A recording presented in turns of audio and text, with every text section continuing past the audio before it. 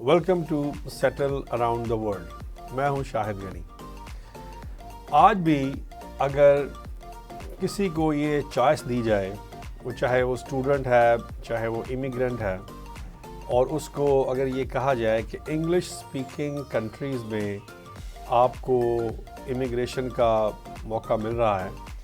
अब अगर हम देखें जो इंग्लिश स्पीकिंग कंट्रीज़ हैं उनमें यूके है, यूएसए है, कनाडा है और ऑस्ट्रेलिया है, और भी यूरोप में अगर चाहे इंग्लिश बोली जाती है, मगर ये वो कंट्रीज़ हैं जहाँ पर इमिग्रेंट्स बहुत ज़्यादा जाते हैं। तो इनमें अगर हम किसी को ये चॉइस दें तो उसकी जो पहली चॉइस है वो डेफिनेटली कनाडा ही होगी, क्योंकि कनाडा में ख़ासी गुंजाइश हमेशा से ही रही है।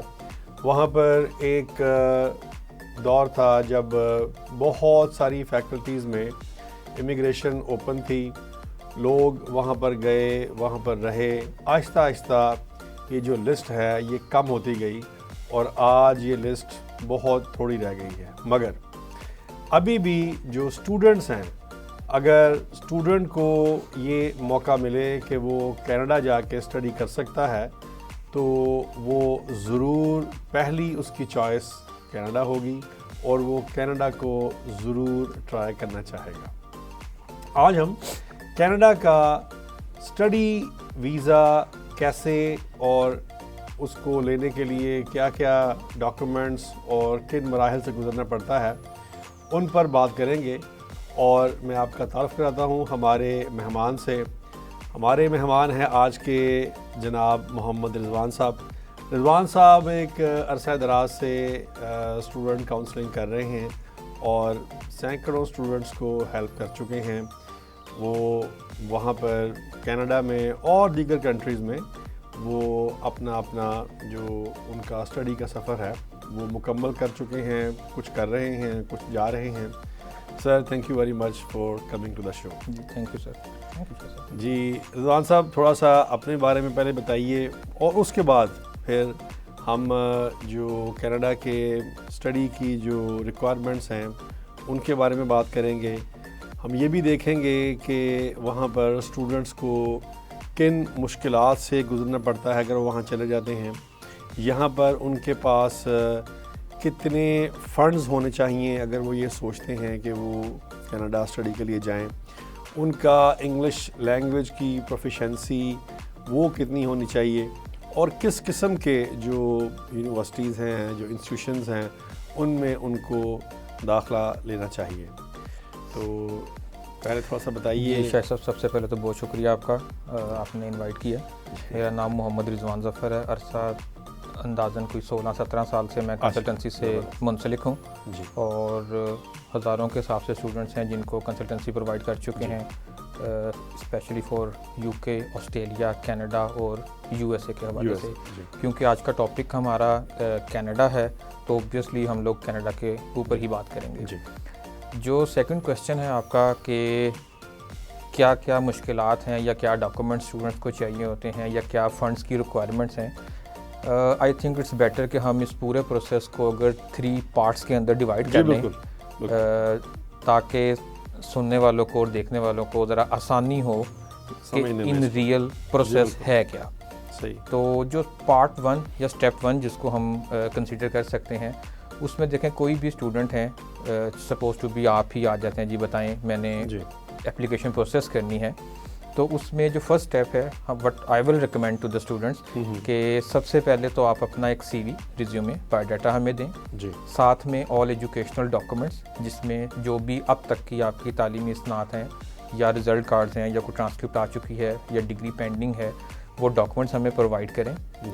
आइल्स या PT या whatever the English language test अब भी अगर आपने नहीं भी किया तो कम से कम इनिशियल असेसमेंट के लिए आप ये 2 डॉक्यूमेंट्स हमें प्रोवाइड करें ताकि हम लोग आपको गाइड कर सकें कि आया कि फर्दर प्रोसेस होना क्या है।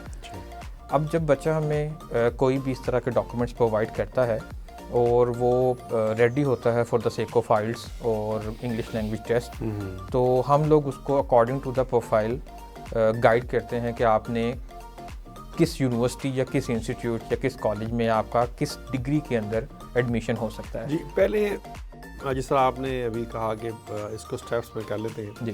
तो पहले तो हम मेरे ख्याल में अगर इस तरह बात कर लें कि जो डॉक्यूमेंट्स हैं जिनमें जो ज़रूरी हैं उसको दाखिले के लिए, पहले तो मेरे ख्याल में आप काउंसलिंग करेंगे उसकी। पहले तो ये देखेंगे कि भाई ये बच्चा जो ज़ाहिर है कि हर बच्चे की ये ख्वाहिश है कि वो कनाडा ही चला जाए। जब हम कोई 10 लोगों को बैठाएंगे तो उनमें से 7 लोग तो यही कहेंगे जी हम कनाडा, वो 3 लोग जिनका कोई यूके में कोई रहता होगा, कोई ऑस्ट्रेलिया में होगा, वो शायद कहेंगे जी हम, बाकी जो हैं वो शायद कनाडा को ही प्रेफर करेंगे।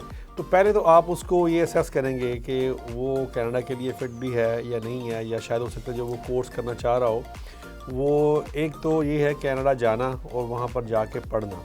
तो दोनों चीज़ों को तो पहले असेस करेंगे हम कि भी वो क्या, वो एक जेन्युइन स्टूडेंट इसको कहते हैं कि वो अगर वो उसकी कोई ये ख्वाहिश तो है उसकी है, मगर चाहे ख्वाहिश वो रखे, मगर अगर उसका वो कोर्स वहाँ पर अवेलेबल नहीं है, इस तरह की कोई चीज़ होगी तो डेफिनेटली पहले आप उसको देखेंगे तो सही ना, उसकी एक असेसमेंट करेंगे। जी शायद साहब बिल्कुल सही आपने कहा। देखें जाना तो हर कोई चाहता है और स्पेशली कनाडा जाने को किसका दिल नहीं करता। सही कह रहे हैं। तो देखें जो इनिशियली ये जो डॉक्यूमेंट्स हमें प्रोवाइड किए जाएंगे उसका मकसद सिर्फ ये है कि हम आपको बिफोर आइल्स ही गाइड कर सकें कि आपके एडमिशन की पॉसिबिलिटी कितनी है कनाडा के अंदर। जी।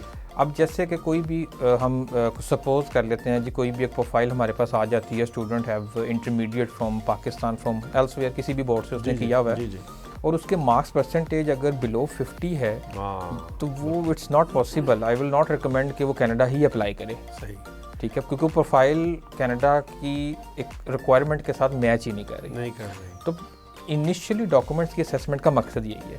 देखें इंटरमीडिएट ए लेवल या एफएससी किसी ने को बहुत अच्छे मार्क्स से किया हुआ है, ओब्वियसली उसका एडमिशन बैचलर में ही होना है। जी जी बिल्कुल। तो वो असेसमेंट में हम ये तो नहीं कह सकते जी मास्टर्स में एडमिशन हो जाएगा, मास्टर्स में तो ओब्वियसली एडमिशन 4 ईयर बैचलर की बेस पे होना है। इवन दो फ्रॉम पाकिस्तान आपको आइडिया है कि प्रीवियसली हमारे यहाँ बहुत ज़्यादा अरसा दौर से जो चलता रहा है सिस्टम की 2 ईयर बैचलर डिग्री बहुत कॉमन थी यहाँ पे। हाँ जी। अब उसका सब्स्टिट्यूट आके एडीपी ने ले लिया, सिर्फ नाम चेंज हुआ है वो भी 2 ईयर की डिग्री, एसोसिएट डिग्री। इसकी बेस के ऊपर देखें मास्टर्स में एडमिशन फिर भी नहीं होता।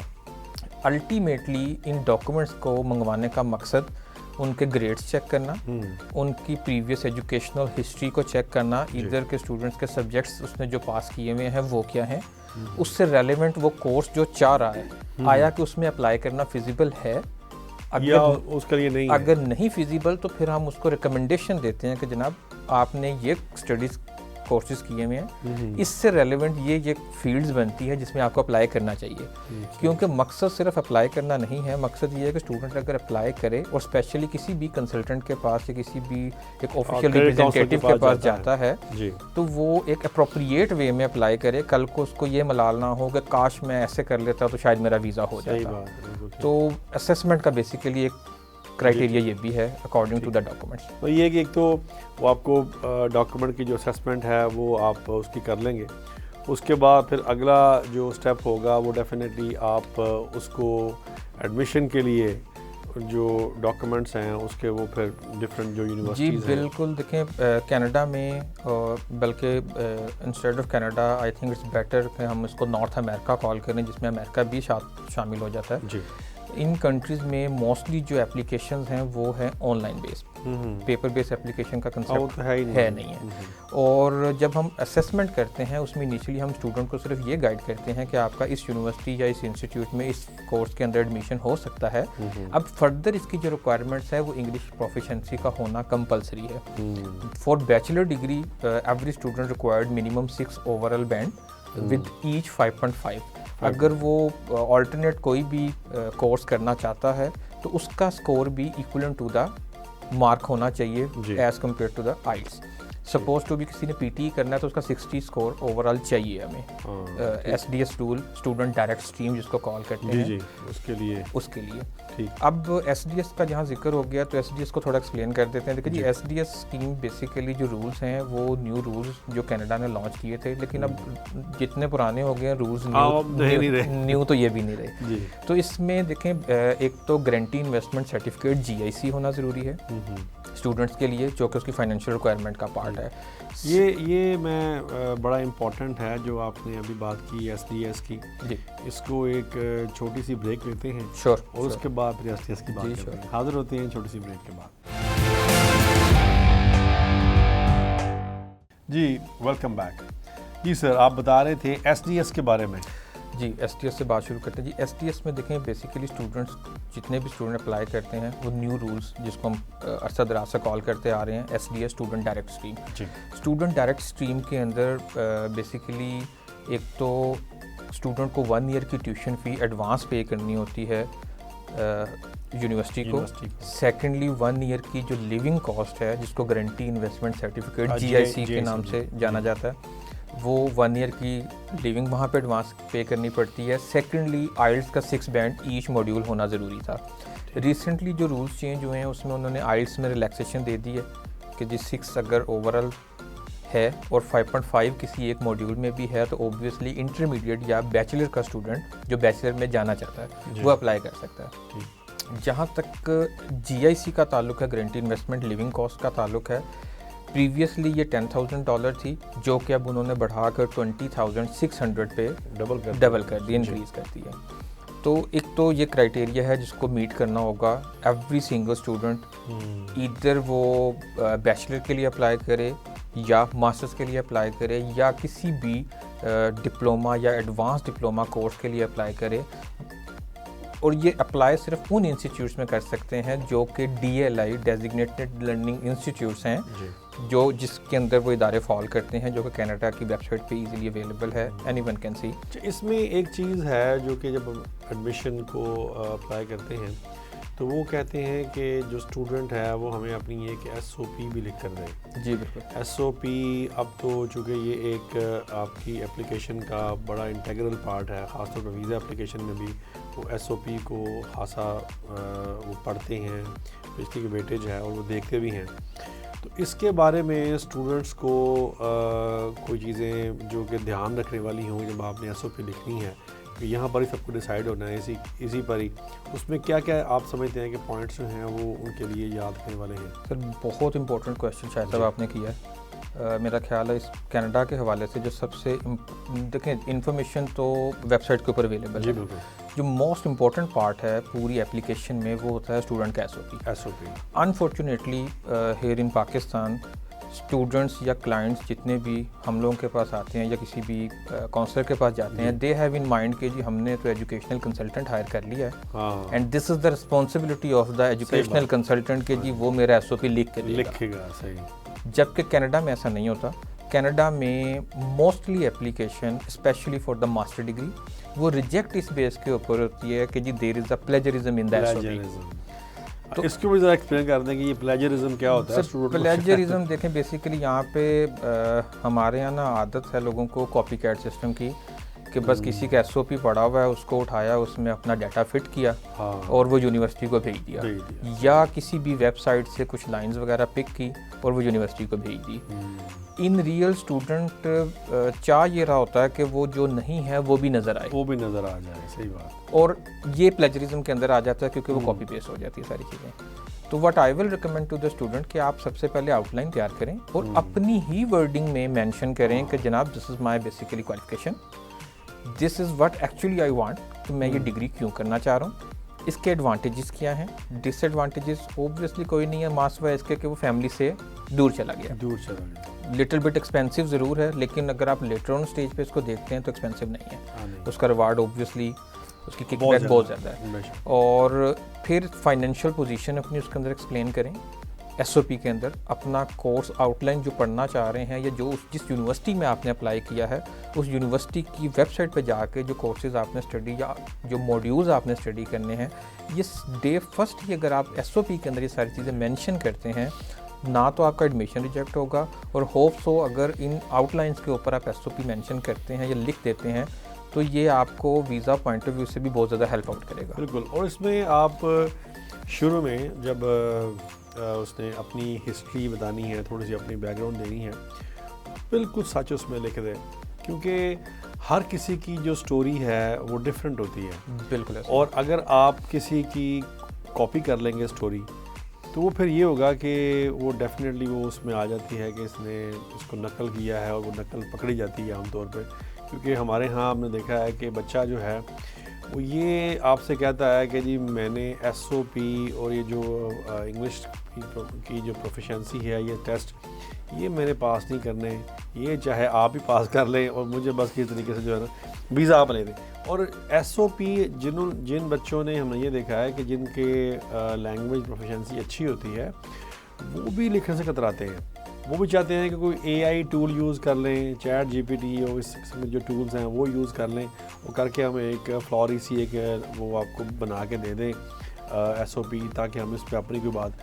हालांकि वहाँ पर जो पढ़ने वाले हैं वो भी AI यूज़ करते हैं टूल, और पकड़ लेते हैं कि भाई अब AI तो AI को पकड़ लेगा ना, वो पकड़ लेते हैं कि जनाब ये बंदे की जो ये इसने बात कही है ये सही है, या ये इसने भी कोई इस तरह का टूल यूज़ किया है। तो बिल्कुल आप बिल्कुल सही कह रहे हैं कि इसमें जो स्टूडेंट को अपनी जो वो समझता है कि वो ये है, और वो इसी को ही अगर दिखाएगा, पोर्ट्रे करेगा, तो उसके लिए बेहतर हो सकती है। जैसे उसमें एक चीज़ ऐड करता हूँ, SOP जो मोटिवेशनल लेटर भी इसको हम कॉल कर सकते हैं, जी बिल्कुल, या letter of intent, statement of purpose, letter of motivation. अगर हम इसको मोटिवेशनल लेटर का वर्ड दें, it's very easy for the student कि वो लिख सके बिल्कुल। और मैं ये समझता हूँ कि सबसे आसान काम है स्टूडेंट के लिए SOP लिखना। बज़ाहिर वो अगर इसको समझने की कोशिश करे, देखें वो अगर किसी का कॉपी कैट भी करती है चीज़ें, किसी भी SOP को उठा के, तो उसमें अब हमारे यहाँ जो SOP लिखा जाता है उसमें फाइनेंशियल के हवाले से नहीं लिखा जाता जी। मैं ये समझता हूँ कि हर स्टूडेंट का पूरे SOP में 3 पार्ट अगर आप करते हैं, तो फर्स्ट पार्ट उसका आ जाता है बैकग्राउंड का, फैमिली का, एजुकेशनल का, उसके प्रोफेशनल एक्सपीरियंस का। लास्ट पार्ट आ जाता है जी financial circumstances here in Pakistan. ये सब के डिफरेंट हैं जी, बिल्कुल बिल्कुल सही कह रहे हैं। ठीक है, सेंटर पॉइंट सबकी डेस्टिनेशन क्योंकि कनाडा है और वो सेम है। बिल्कुल सेम। अब जो कोर्सेज हैं वो तो सेम नहीं है, तो कोर्स के एडवांटेजेस, कोर्स की आउटलाइन, कोर्स का स्ट्रक्चर, यूनिवर्सिटी की location, why choose this university, तो ये अगर थोड़ी सी एफर्ट स्टूडेंट अगर यूनिवर्सिटी की वेबसाइट पे जाकर जिसमें वो अप्लाई कर रहे हैं उसको ही गो थ्रू कर लेता है, तो वो इजीली एक SOP बहुत अच्छा लिख सकता है। मतलब उसमें वो ये देखता है कि उसको जो स्टूडेंट है उसको फैसिलिटीज़ कौन सी वहाँ पर प्रोवाइड की जा रही हैं उस यूनिवर्सिटी में, उनके लाइब्रेरी, उनके रिसोर्सेज, उनके जो उनकी कंप्यूटर की जो वो सारी जो चीज़ें हैं, जो सहूलतें उसको मिल रही हैं, वो किस तरह की हैं। और फिर वो स्टूडेंट को ये देखते हैं कि ये जो स्टूडेंट यहाँ पर जो लिख रहा है सारा कुछ, इसने यहाँ से वापस भी जाना है। जी बिल्कुल ऐसे। और SOP में ख़ास तौर पे उसने ये साबित करना है कि जी मैं वापस भी जाऊँगा। क्योंकि अगर कोई भी स्टूडेंट अगर वो ये लिख देता है कि मैं यहाँ पर पढ़ने के बाद आगे मैं जॉब करूँगा, या ये जो मैंने कोर्स है ये पढ़ने के बाद मैं आगे फर्दर पढ़ूँगा, यहाँ पर मैं फ़लाँ एडमिशन ले लूँगा, तो उसको भी इतना वो पसंद नहीं करते। सर देखें SOP में एक हेडिंग होती है कोर्स बेनिफिट्स जी। उस कोर्स बेनिफिट्स में उसने ऑब्वियसली यही चीज़ें एक्सप्लेन करनी है कि करंटली सपोज टू बी कोई 4 year bachelor degree applicant already यहाँ जॉब कर रहा है और वो अगर SOP बना रहा है तो उसमें it's very easy for him कि जी कोर्स के बेनिफिट्स क्या हैं जी, क्योंकि उसमें वो यही चीज़ें एक्सप्लेन करेगा कि after completion of this degree मेरे पास ये रोज़गार के मौके पाकिस्तान के अंदर माय होम कंट्री में अवेलेबल हैं, I can easily get job in these areas. तो ये बेसिकली वो टाइज आ जाती हैं कि जो उसने डिग्री के बाद वापस आना है। तो ये कि टाइज को उसको दिखाना और फिर उसकी बाकायदा से आपने कुछ पॉइंट्स देने भी हैं कि ये जो मेरी टाइज हैं, मेरी फैमिली है। अगर कोई ज़्यादा मेरिट तो शायद वो ना हो, अगर अंडर ग्रेजुएट का बच्चा है तो वो ये दिखाएगा जी कि मेरी फैमिली है, माँ बाप हैं और उनको फिर मैंने उनकी लुक आफ्टर के लिए जी वापस आना है। मेरा यहाँ पर बिज़नेस है वाले साहब का, मैंने उसमें भी आगे शायद कंट्रीब्यूट करना है, ऑब्वियसली संभालूंगा। एक छोटी सी ब्रेक लेते हैं, ब्रेक के बाद फिर इसका जो वीज़ा प्रोसेस है वो किस तरह से हमने करना है उस पर बात करते हैं। तो मिलते हैं एक ब्रेक के बाद जी। Welcome back. तो सर अभी हम बात कर रहे थे कि अभी एडमिशन तो हो गया, बच्चे ने SOP भी लिख ली, अपनी सब तैयारी कर ली, और करने के बाद अब क्या करना है उसने, वीज़ा अप्लाई करना है जो मेन उसका काम है। तो वीज़े की जो उसमें कुछ पॉइंट्स, कुछ जो टिप्स हैं वो क्या हो सकती हैं पॉसिबली? तो कनाडा का वीज़ा अप्लाई करना इट्स नॉट अ ट्रिकी, जी, वेरी सिंपल प्रोसेस है।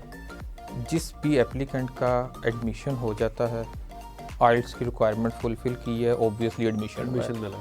एडमिशन होने के बाद अगर वो एसडीएस में ही, अगर तो खैर नहीं, ऑब्वियसली एसडीएस में ही अप्लाई कर रहा है क्योंकि वीज़ा के चांसेस ही एसडीएस में है, स्टूडेंट डायरेक्ट स्ट्रीम में है। सही। तो उसने ऑलरेडी 1 ईयर की ट्यूशन फ़ी एडवांस पे की हुई है, जिसको हम GIC guarantee investment certificate call कर रहे हैं। तो इनका ऑनलाइन फॉर्म है, $235 कैनेडियन इंक्लूडिंग बायोमेट्रिक फ़ी उनकी फ़ी है, कार्ड के थ्रू ऑनलाइन पे हो जाती है। स्टूडेंट ने अपना बायोडाटा उसके अंदर ऐड करना है, तमाम ये डॉक्यूमेंट्स जो गारंटी इन्वेस्टमेंट सर्टिफिकेट का है, और इसके अलावा एजुकेशनल डॉक्यूमेंट्स हैं, फ़ी सबमिशन के documents, visa letter receive from the university institutes, ये तमाम डॉक्यूमेंट्स के ऊपर अपलोड करता है तो वीज़ा फाइल सबमिट हो जाती है। और SOP obviously essential part of the application है, वो भी साथ में अटैच हो जाएगा। इसमें एक चीज़ ज़रूर है, हमारे यहाँ पे देखा जाता है कि जी स्टूडेंट SDS में अप्लाई कर रहा है, there is no need for the financial documents further needs to upload on the portal at the time of submission of visa application. जी।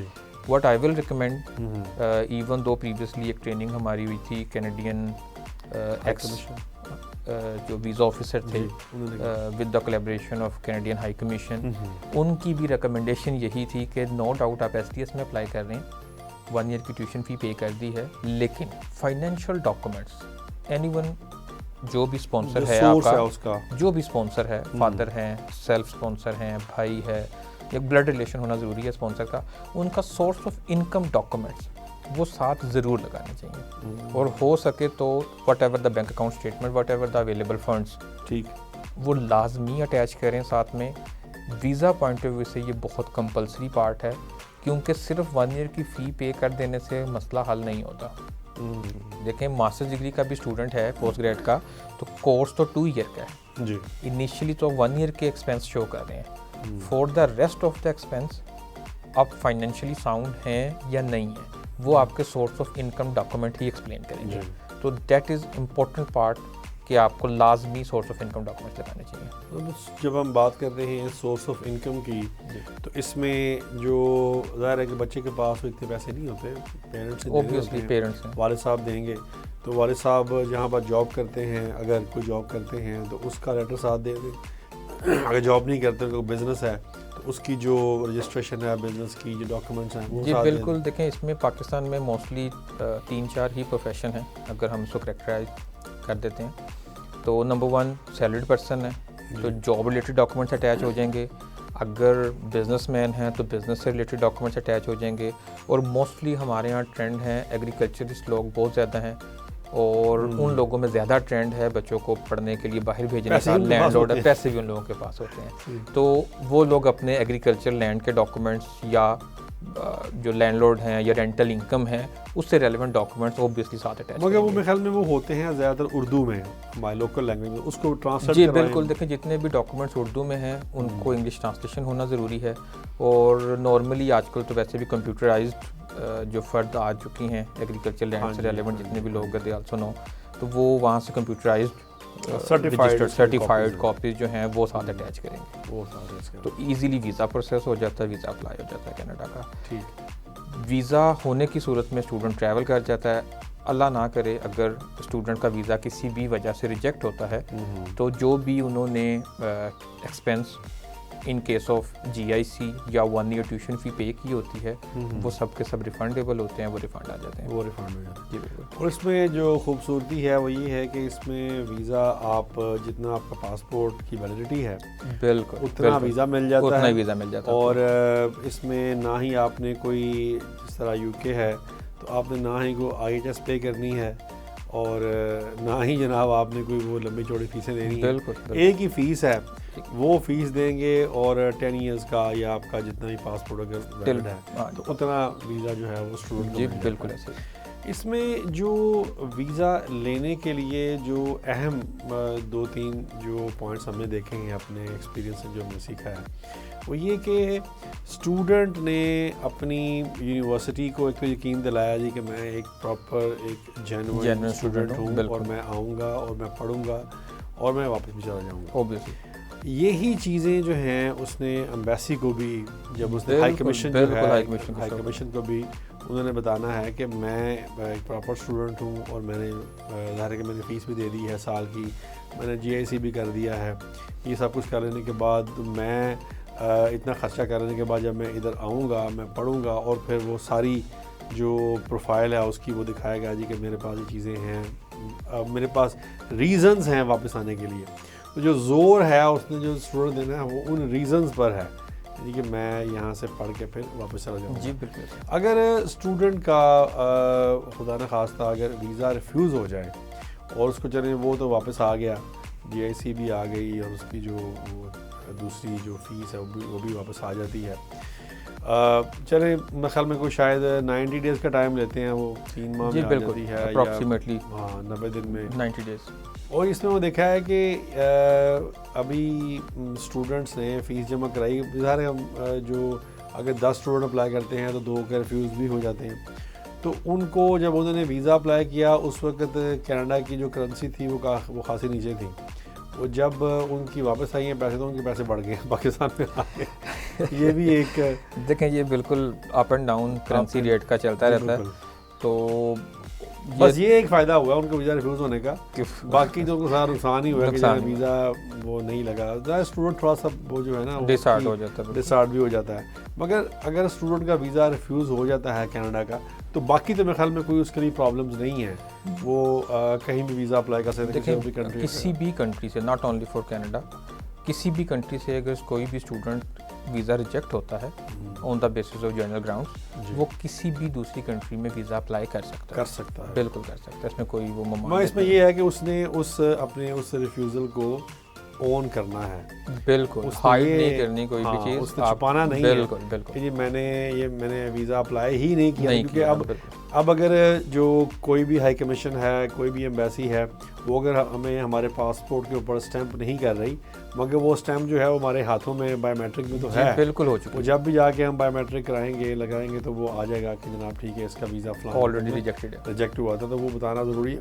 इसमें कोई ऐसी बात नहीं, कोई बात नहीं, वीज़ा रिजेक्ट हो जाना, रिफ्यूज़ हो जाना कोई बड़ी बात। उसमें सिर्फ एक इशू जो हमने देखा है आमतौर पर अपनी इतनी प्रोफेशनल लाइफ में, कि अगर आपने कोई ऐसा डॉक्यूमेंट प्रेजेंट कर दिया है जो कि फोर्ज है, सही नहीं है, और एम्बेसी ने अगर आपको इस बेसिस पे रिफ्यूज़ किया है तो फिर ख़तरे वाली बात है। सर वो होनी भी चाहिए, वो ज़ाहिर है वो आप, और ये एक स्टूडेंट काउंसलर का आप ज़ाहिर है आप इस फील्ड में हैं काफ़ी अरसे से, तो देखा होगा आपने कि ये एक काम है कि उसके बच्चों को ये एडवाइस कर देना कि ये डॉक्यूमेंट जो है, चले हमने तो आपका काम नहीं कर रहे, मगर आप जहाँ भी ये काम करेंगे तो ये वह डॉक्यूमेंट जो हैं इनको प्रेजेंट ना करें किसी भी तरह से। बिल्कुल अगर आप करेंगे तो फिर ज़ाहिर है उसका खमियाजा यही है कि 5-10 साल के लिए बैन कर देंगे आपको, और फिर जब यहाँ से बैन हो गए तो फिर किसी भी एम्बेसी में आप जाएंगे तो फिर आप एंटरटेन नहीं करेंगे।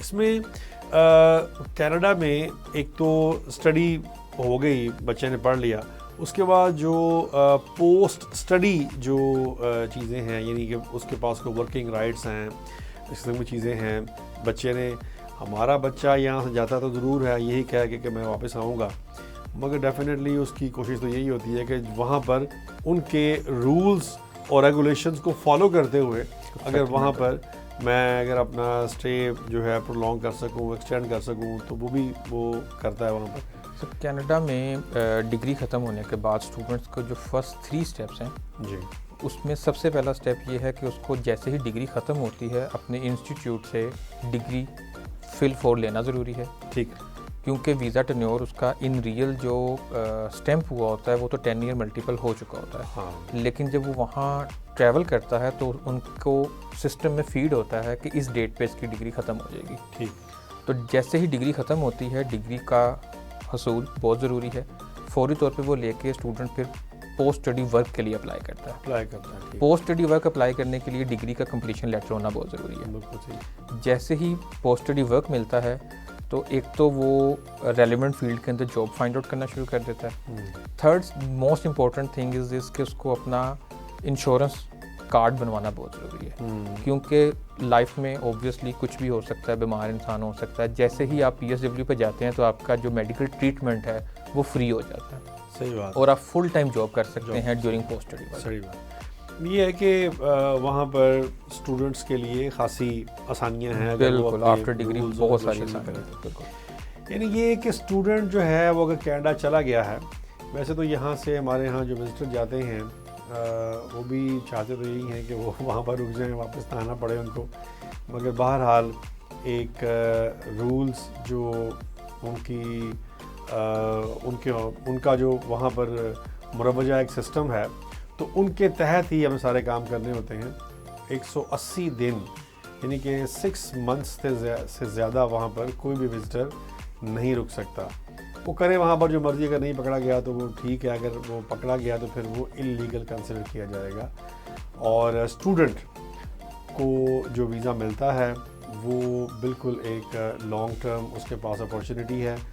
उसको चाहिए कि वो अपने तमाम रूल्स एंड रेगुलेशंस को फॉलो करे, वहाँ पर रहे, ख़ुद भी उस सिस्टम से बेनिफिट उठाए और इन रिटर्न पाकिस्तान को भी इससे फ़ायदा होना चाहिए कि वो वहाँ पर रहेगा। वो स्टडी जो वर्किंग राइट्स हैं वो उसको मिल जाएंगे, तो वहाँ पर काम करेगा, तो डेफिनेटली काम करने के बाद जो उसको उसका बेनिफिट मिलेगा, जो पैसे मिलेंगे वो पाकिस्तान ही आएंगे। तो इन रिटर्न जो काम हम लोग कर रहे हैं वो यही है कि इसका जो फ़ायदा होगा वो पाकिस्तान की इकॉनमी को एक ना एक दिन ज़रूर होगा। Sir, thank you very much for coming to the show, और उम्मीद है नेक्स्ट टाइम दोबारा आपको किसी और टॉपिक की ज़हमत देंगे। जी ज़रूर, बहुत शुक्रिया। तब तक के लिए खुदा हाफ़िज़।